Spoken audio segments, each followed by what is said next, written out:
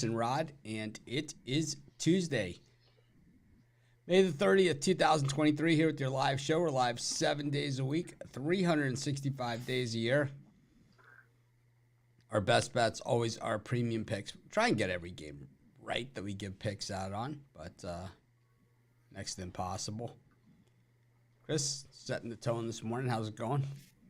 Well, doing well. Like you said, great day yesterday. We saw that Miami Heat thorough beat down. It was pretty much over almost from the first quarter onwards.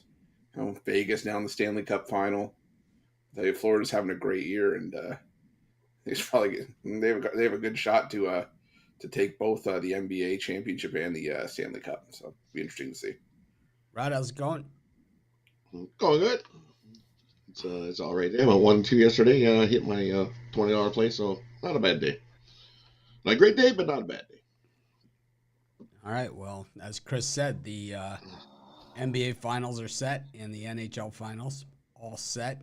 Both of them, Miami teams in it. There'll be no scheduling conflicts. Remember last year, they scheduled all the Panthers and Heat playoff games on the same days, which was ridiculous. And this year, at least they got that right. And the Heat rode the 8th seed all the way into the finals. 3 years in a row playing the Celtics in the playoffs. And I think it's been, 4 years in a row maybe. 3 out of 4 years or something they've played in the Eastern Conference Finals. And Heat 2, Celtics 1. I thought it was pretty cool that, I always love winning the big game on the road. I thought it was way cool that all the awards for the Eastern Conference were named after ex-Celtics. You had the Bob Cousy Award for the, for the actual championship, and then the MVP award was the Larry Bird Award. So both awards named for Celtics in Boston, and it's the Heat getting everything. The only thing that was missing was I was surprised they didn't do the confetti. Confetti there, a little black and red confetti would have really been the icing on the cake there in Boston. But that was an ass kicking. I mean, it was not even. If it was a fight, they would have stopped it. Chris, what'd you think of the game? I mean, the Heat leaving their starters in all the way to the final buzzer and dunking on the Celtics all the way home. No sportsmanship at all in this one. They drove the nail down. As a Heat fan, we all started as fans, when we're young and whatever. And, I didn't have a team growing up. The Heat, didn't exist. But I've been a Heat fan all the way since they became a team. And,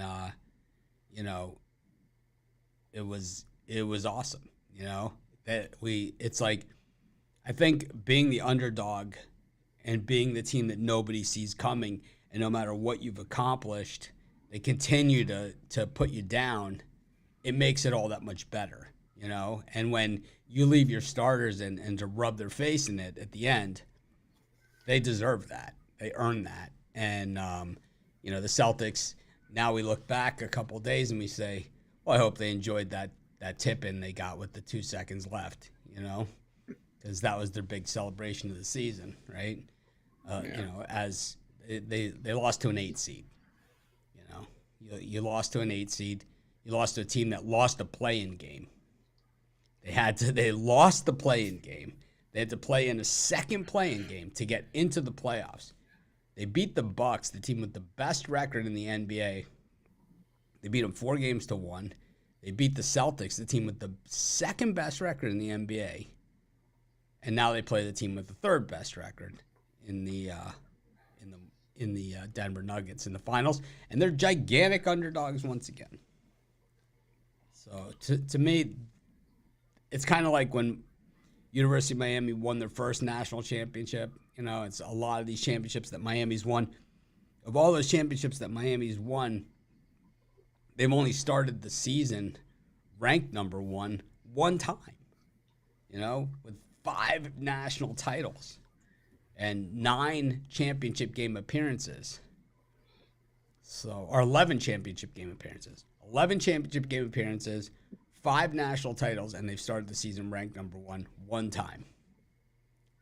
I mean, you have to question a lot of this stuff. Rod, any commentary on sorry ass Celtics and their pathetic ass effort there? I mean, how weak was that shit? What was that? Yeah, you're just bombing threes. That's all they did. I didn't see like try the lane, try to put it in. When you go 0 for 12 from 3 and you don't even attempt to go to the hole to try to dunk one or put one in, take a high percentage shot, you deserve to lose. That was ugly. Ugly. He just sat there and bombed threes. He was just like, oh, it didn't go in. It was like, yuck. This was ugly. I thought it was interesting that Shaq was talking about, after the game, he said, people say, well, that's our identity. We're going to keep doing it, because it's worked for us all along. Shaq said, I'm on a team and they missed 12 three-pointers in a row. I pull everyone over to the side of the bench and I say, next person that shoots a 3, I'm going to punch you in the face. That's exactly what Shaq said after the game. What he said, and he's like, the Celtics didn't have one guy that would do that. They don't have one guy in their whole team that could do that. No. And that's the problem. He's like, because believe me, if Jimmy Butler said something like that to the Heat, they'd listen. Yeah, exactly. Drives the hole. Try to put the ball in the hole. That's the thing. Not who can shoot it the farthest away from the hole. Woo! Yeah, I got from a half court. Ass slapping. What the? I think at one point. Now we're only down by 18. I think it was one point Jason Tatum and Jaylen Brown in the game 6 and 7 were at 1.2 for 23 from 3. Do you not think that maybe something's not working here? Jaylen Brown was about as hideous as you could be yesterday. He turned the ball over. He was a turnover machine. It was 8 or 9 times at least. Yeah, he was a turnover machine in the big game. And Jason Tatum, the ankle injury, whatever. Got to remember, Jimmy Butler rolled his ankle in game 1, and the Heat still won that game. He tweaked it again yesterday too. Yeah, he tweaked it again yesterday. The Heat have been injured all season. The Heat, of all the teams in the NBA, had the 4th most time missed by starting players of any team in the entire NBA. And the other 3 teams that were ahead of them are the 3 teams that were the top 3 teams in the lottery. Pistons. Oh, there's the Pistons, the Pacers, and another lottery team. So, pretty amazing. It'll be interesting to see how they stack up against the Nuggets. The Nuggets have been sitting on the sideline now for a while, waiting for this one. It's always a good thing. You get to heal, but, there is some rust. But I don't think, these guys are professionals. So, but the Nuggets are gigantic favorite to win this series. Chris, did the Heat have any chance whatsoever? I think they have all the chance that they had in the last series, which was a big chance. I mean, I think that we talk about the Heat having the 8th seed, and I think that sort of put a stigma on them. But in reality, we talked about it before. This is still the Heat team that had the majority of their pieces from the team that finished with the top seed in the Eastern Conference last year. I think the 8th seed just taking that play-in loss. Yeah, it happened. But like you said, it just takes one to get in. As long as you get in the 8th seed, you still have a fighting chance. And they took it to the Bucks. They won that scrappy series against the Knicks, and then got the win in the series against the Celtics. I think they have a shot here. Minus 360 on the Nuggets to win the series. I think it's just way too much. I would put something on the Heat for sure, just for value alone. Denver won and covered both meetings this year. Miami hasn't beat the Nuggets since 2020, and they've only covered once. What? Yeah. Both games this year were never an 8.5 point spread either. That's ridiculous. Game 1 and I just don't. That's a crazy line again. Disrespect to me Heat again in game 1. Because both meetings this year it was 4 points and a 5 points. The games were 8.5. The games are competitive. Definitely competitive. Those first 2 games could have easily went the other way. Yeah, the games were competitive. but both of them were won by Denver, and Denver covered the spread in both those games. So the Heat will have to, they're going to have to fix something in order for that to happen, in order for them to beat them. Jokic had big games against them, and Jimmy Butler had a big game in the last one, and wasn't enough. All the Heat big guys had big game. They still lost. So that'll be interesting. Then we go to the NHL finals here as well. Of course, I know a little less about this than the NBA. Chris, are these the two best teams? Well, based on how the playoffs shook out, yeah. But, I don't know if this is the ideal finals matchup for the NHL. But, I mean, hey, the Vegas Golden Knights have been one of the most successful expansion franchises I've ever seen in like their first less than a decade of existence. The Florida Panthers, they've always really had the talent to get there. But now, you got a hot goaltender in Sergei Bobrovsky. Can he keep it rolling? And the Panthers sort of in the same boat as the Nuggets, where they've had the somewhat extended layoff, and now Vegas comes in off of that series win against Dallas. So I'll have to see how that shakes out. I give that the obvious goaltending edge to Florida in that one, but I think these two teams are pretty much even in terms of the on-ice product outside of the goaltending. Vegas seems to have a lot of experience in the postseason and in these type of situations a lot more than the Panthers. Is that just on the surface, or have they kept this roster together with guys that have that kind of experience? And the Panthers have anyone that really has this kind of experience too? Yeah, I would say Vegas Rod? kept a. Oh, Let's go, sorry. Rod.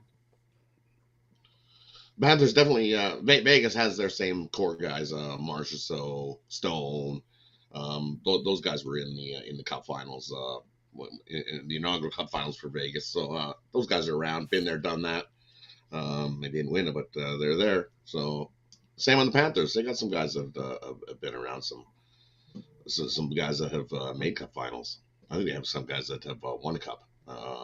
What's his name? I'm drawing a blank on his name. It starts with an M. But he won a cup with the Ducks back a few years back.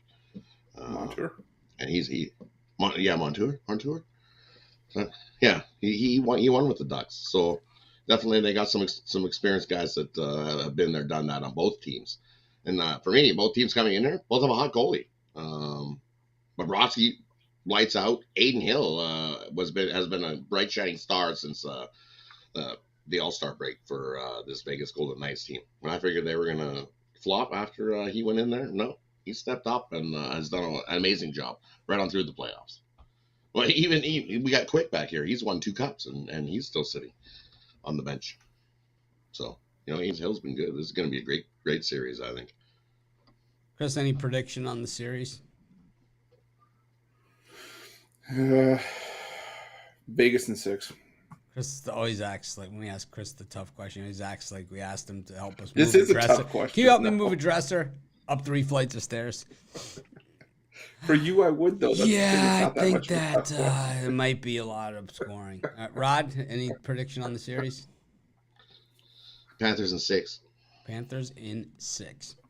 Double parade in Miami this year. All right, let's go to Major League Baseball. A little bit of a shorter schedule, right, today?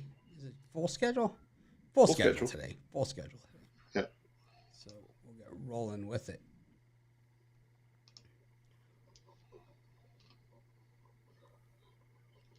All right. We've got the Marlins and the Padres, the Tigers and the Rangers, and the Orioles and the Guardians. Chris, it's you. I love all these games, but I'm going to go with the Texas Rangers here against the Tigers. I'm not an Alex Fado fan, and Martin Perez got back on track. He had a couple of rough outings to start the month of May, but he's pitching really, really well right now. And the Texas Rangers last 2 weeks, 5th in team OPS against right-handed pitching, while the Tigers 29th against lefties. I just think it's a spot where the Texas Rangers are the better team with the big starting pitching edge. We're getting a reasonable price with it. I'm going to take the Texas Rangers here. Rod?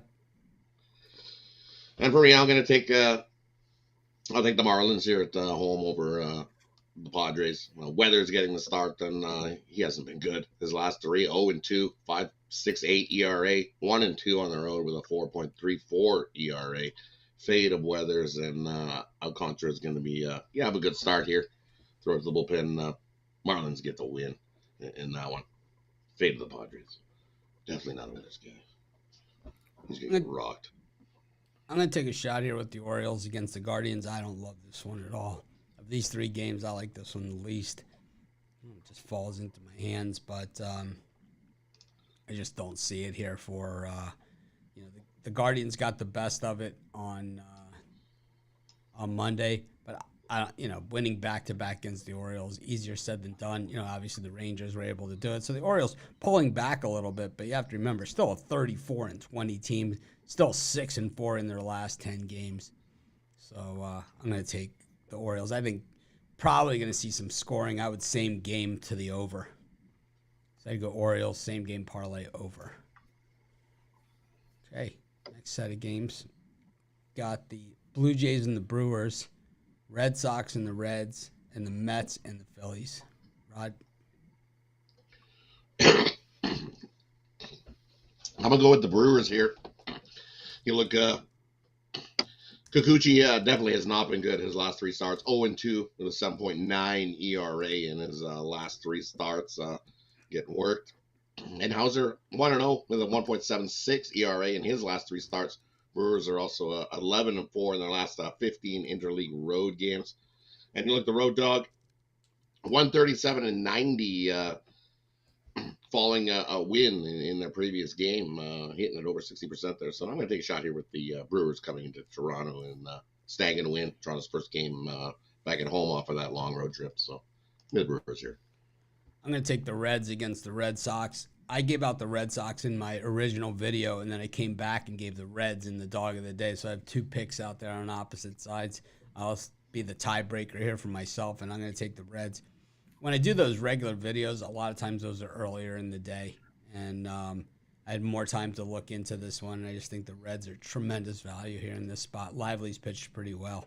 I think they're going to be more than good enough against the Red Sox. Chris? And I'm going to roll with the Mets against the Phillies here.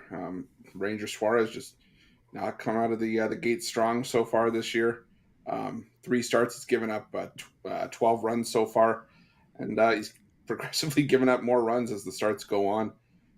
I know he'll probably, sort of middle out over the course of the season. He'll probably get, back on track at some point, but I don't think it's here. The Mets doing a good job against left-handed pitching, 9th in baseball in team OPS the last 2 weeks.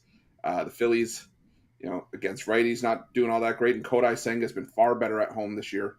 1.57 ERA at home compared to an ERA up over 6 on the road.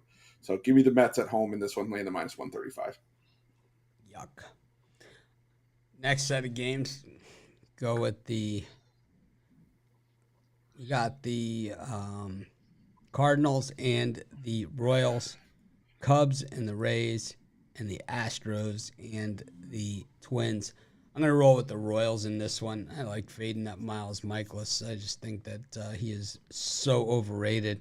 We saw the Royals just beat up on the Cardinals yesterday, and we've seen the Cardinals lose plenty this season. Tough to lay minus 200 on a team that's just 5-5 in their last 10 games. If you lay minus 200 on 5-5 teams, that's a straight trip to the poorhouse because the numbers don't add up. You're way better off taking a shot with the dog here. And the Royals, I'm going to take the Royals value all the way. Chris? Yeah, I'm going to go with some value myself. I'm going to take the Astros at home in this one. I know Joe Ryan, an absolutely outstanding. I think he's the ace of the Twins rotation above Sonny Gray, but he's also given up 4 runs in a start against the Astros earlier this season. Got the win in that start, but now the Houston Astros are just hitting far better than they were at the time. They've got Jose Altuve back in the lineup. Brandon Bielak, not my favorite starter to back in that rotation, but he's pitched fairly well. The Astros, best team in baseball last 2 weeks, team OPS against right-handed pitching. I think the Astros get it done here. We're getting some even money with them at home, not something that you're going to get very often. So give me the Houston Astros and the even money here. Altuve with the grand slam yesterday. Rod? Yeah. Well, I'm going to take the Rays here. Cubs got them yesterday in a 1-0 game. Rays bounce back. I'm going to take the Rays on the run line. Kyle Hendricks getting the start for the Cubs. This will be his second start of the season, and he definitely got hit around and gave up some runs. And I think the Rays bounce back. Like McClanahan's been lights out, 8-0, great ERA. Rays bounce back. Give me the Rays on the run line in this one. You also look American League teams on the road versus NL teams in the last 180 days, 69 and 44, hitting it over 61% are the AL teams. So give me the Rays on that one. All right. Next set of games. White Sox, Angels, Diamondbacks, Rockies, A's, Braves. Chris? Give me the White Sox at home here. Not the biggest Lucas Giolito fan, but beats the alternative of Tyler Anderson on the road here. The White Sox back to doing what they've done so well the last couple of years, hitting left-handed pitching really well. And, Lucas Giolito, like I said, he's not my favorite, but maybe he's pitching a little bit better than I give him credit for. And I'm just not fond of the Angels in this spot. I think on the road they're going to struggle at guaranteed rate. I think Lucas Giolito can have a solid outing, and the White Sox tee off on Tyler Anderson here. Let's give me the White Sox on the money line. Rod? And for me, I'm going to go with the Braves lost yesterday. Braves bounce back today. J.P. Spears is on the mound for Oakland, and he's has him a good 0-3 with a 4.7 ERA. I think he struggles today. I think Atlanta bounces back after the loss yesterday to snag a win. Bryce Elder on the mound, and he's been lights out, pitching great. So, and that's the difference there. So, see Oakland putting back-to-back wins together. I'm going to go with the Braves there on the run line. I like the over in the Diamondbacks Rockies game. I think that, I gave out the Diamondbacks on the run line in my video. Probably would feel a little bit differently today. I think maybe the Rockies, I would consider playing them here and on the run line, plus the 1.5 as well. I love Zach Gallen. He's my guy, but when the Diamondbacks play the Rockies, it's always over. It's gone over 7 of the last 8 times these two teams have met, have hit double digits. These guys, it's like they see each other on the opposite end of the field and the ball just starts flying out of the park. I had totally forgotten about it until I was watching yesterday's game. It was just like, oh my God, the Rockies scored 4 runs. The Diamondbacks scored 5 like in the next half inning. It's like, oh yeah, now I remember. And then the announcer's like, it just happens, so happens every time they play. And then I sent Chris this video, and I don't know if he picked up on why I sent it to him, but I was watching the Diamondbacks and the Rockies, because this is what I do, Yeah. I don't just watch the feature games. Let's see if I can get it going. All right. I'll play you guys the soundbite from the game I was watching. You guys know why I'm playing it if you're a regular listener.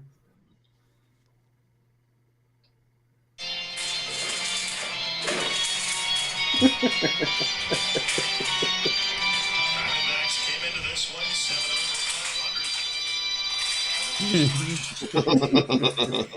It was beautiful. I actually laughed out loud to the point my fiance said, "Did something just happen to you? Are you okay?" I sent it to Chris. I'm like, they're playing my song. Dun, dun, dun, dun, dun. They're serenading. So here's the thing. I'm listening to the game. They mix in rock music with the organist. They do both in Arizona. They got everything's covered. Everything's covered, yeah. In hockey, we just dish the organist. We're like, yeah, we don't need this guy. I'll tell you in a second if they have everything covered.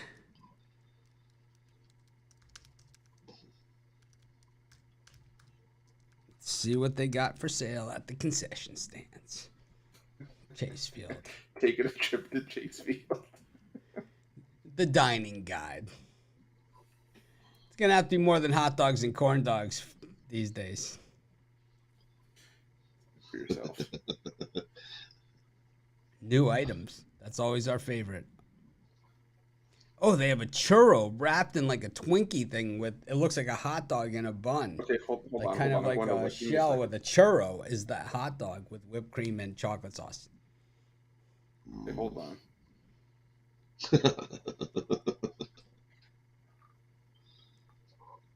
Oh my goodness.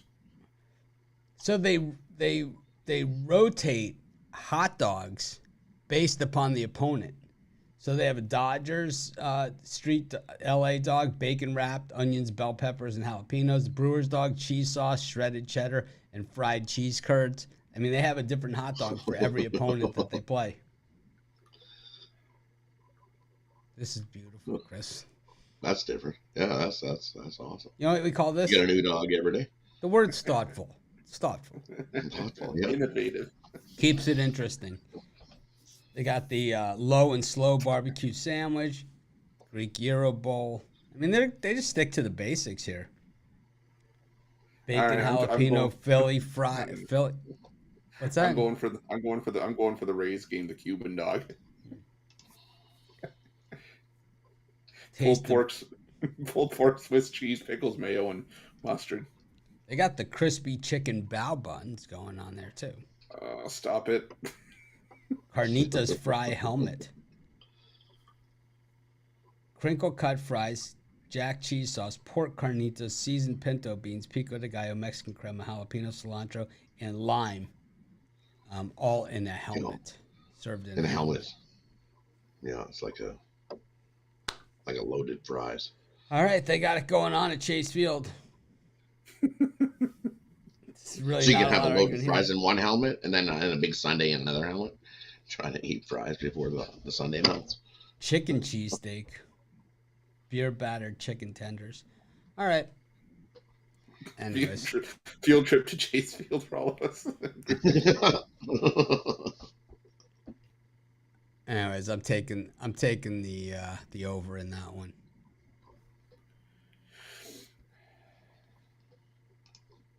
I was last. Yeah. All right. Yep. Liam Hendricks returned to the mound yesterday for the White Sox. That was pretty emotional.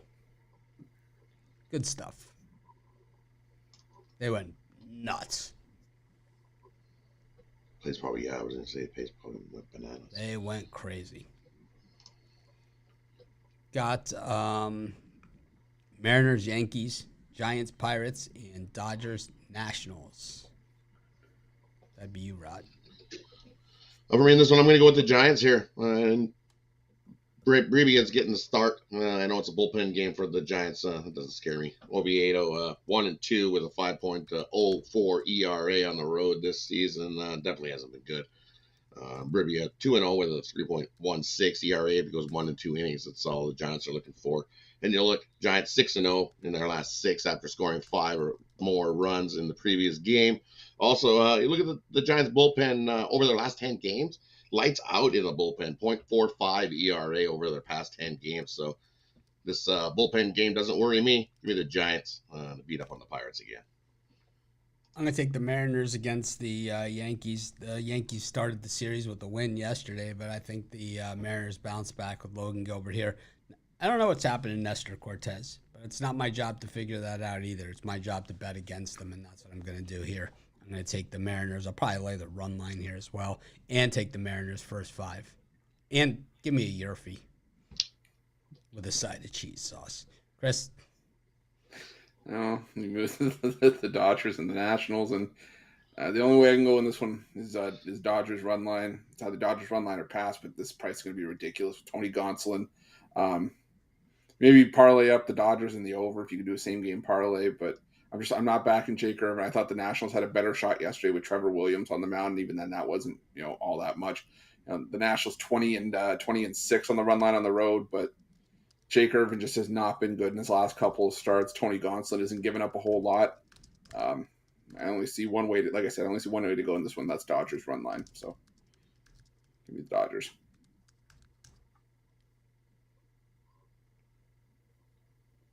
All right. That leads us to the parlay section.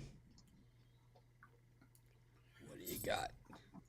I'm going to go with the Giants on the money line, the Astros on the money line, and the Mets on the money line.